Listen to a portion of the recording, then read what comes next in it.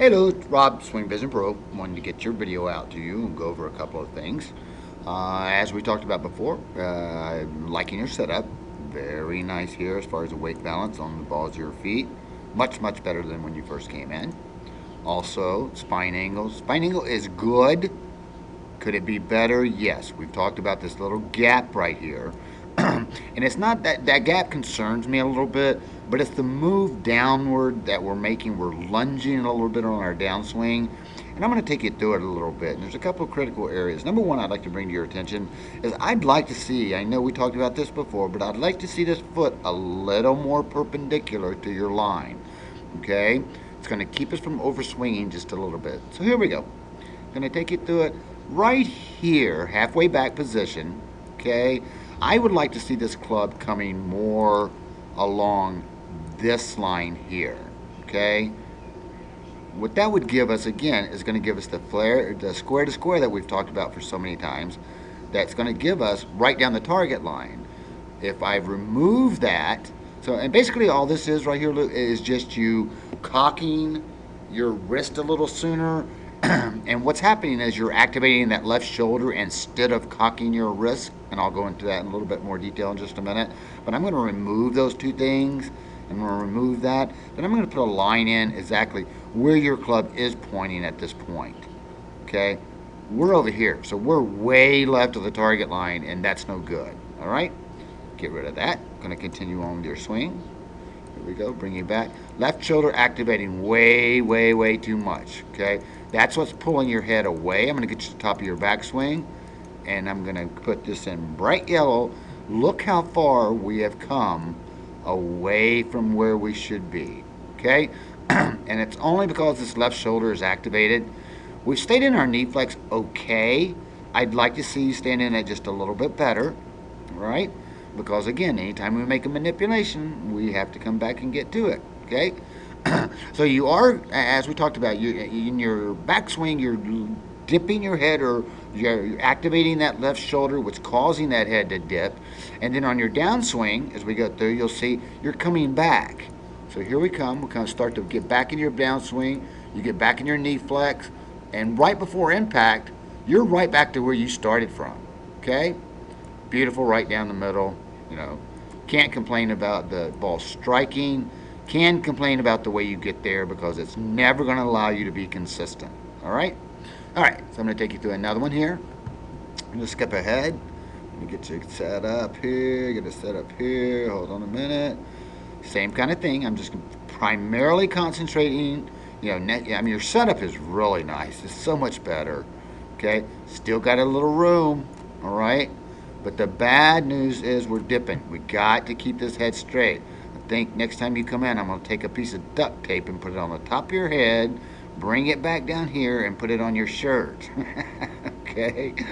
Because watch how far away we're moving. Here we go. Bring it back. Pardon me. Let me cheat you into it just a little bit so we're not waiting here. Here we go. Bring you back. Look at the head. Okay? I'm going to stop right here. Look how far we have come away from where our head was. All right? Again, that's pretty drastic. All right? And it's all because that left shoulder is activating. I'm going to show you that on the next one. So if I take you through, here you come through, you come back. Now look, you're right back where you were. Okay? You're back in your knee flex. All right? These are a couple things that if we continue these manipulations, it's going to keep us from being consistent. But now you're back in your knee flex, boom, right down the middle. Can't complain with the results. Don't like the way you got there because it's not going to allow you to be consistent. You're not going to be, you know, actually every time you hit a ball when you were in here last time, you hit it right down the middle. So it's, you know, it's probably hard for you to believe me, but you're not going to always be able to do that. You know, not making these manipulations. Okay, let's go to another one. We're going to get one here where I hold your head because I want to show you what's going on with the activation of the shoulder. Let me get you in here. Get you started back and get you back in here. Good. Okay. Now, draw an orange line right here. This is where your shoulder is currently at. Pardon me, I'm drawing a little bit better line in here. Let me do bright green so we can see exactly what we got going on here. That's at address, okay? As we start to move back in our backswing, you'll notice that left shoulder is activating way too early. Right here, it should be more arms and wrists. See how I'm seeing this? I'm going to stop it right here, and I'm actually going to put let's put a box around it here with a red, so I can show you how much of your left shoulder has actually come forward. All right? We talked about isolate, activate, isolate, and activate. Okay? Right here, we've activated too soon. Okay? That's going to give us this inside out. Pardon me, wrong tool. Let me grab the right one. It's going to give us this inside motion with our wrist. Again, if we were to track this down the line, and I were to show you the setup you're having right here, this is where you're pointed. This is our target line. Okay? So activating that left shoulder too soon is really, really harming you. Okay, so here we go around again. Come back. Okay, we let it go through, slide through, get into a good position, right down the middle. Okay? So we're getting back, but we're just jumping back and forth, back and forth. So we're going to isolate that left shoulder. We talked about we isolate it halfway back, then we activate it to get back into our backswing. Then we isolate it on the way down, back to halfway, and that's where we snap the whip into the golf ball, and then we activate it through our follow swing. Okay? So let's look at some of the stuff you did later on. And let's see here. Let me get this one going here. Let me see what I got here. Just give me 1 second here. See if I get what I want here. Okay. Now, this is non-activating. I'm holding you down. I'm keeping you from activating the shoulder. And I want you to look at the difference of what takes place, even in your spine angle. Okay? You get your spine angle in here. Okay, I mean that's really good. I mean you can come back just a little bit. Yeah, but we're okay. Here we go. Take you through it. Since I am isolating this thing, and we're going to go slow frame by frame once I get you started to move. Okay. Okay. Wait. There we go. Now we're starting to move it. All right. I'm isolating it. It's not coming past the line that we created at address. If anything, it's going back, and that's okay. I don't have a problem with that. Okay? Look at this. Your head is coming back a little bit, and I'm still okay with that. What I don't want to see is this big lunge as we come down into the golf ball. Okay? So let me pull you forward a little bit on this. Boom. Okay. So now let's take a swing. Get this out of the way and get it all lined up properly for you, please. Out of the way. We're going to isolate this left shoulder. Okay, and here we go. And I'm going to go ahead and put in your spine angle as well so we can see the difference that it affects as far as keeping that shoulder isolated. Here we go. Nice. Look where your head is. You're at the top of your backswing right now. Your head it's moved out a couple of inches, but not 12 inches like it was. And then you're going to bring it back into place.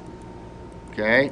Still moving out a little bit because we're still isolating that shoulder, activating that shoulder a little soon, but just a little soon.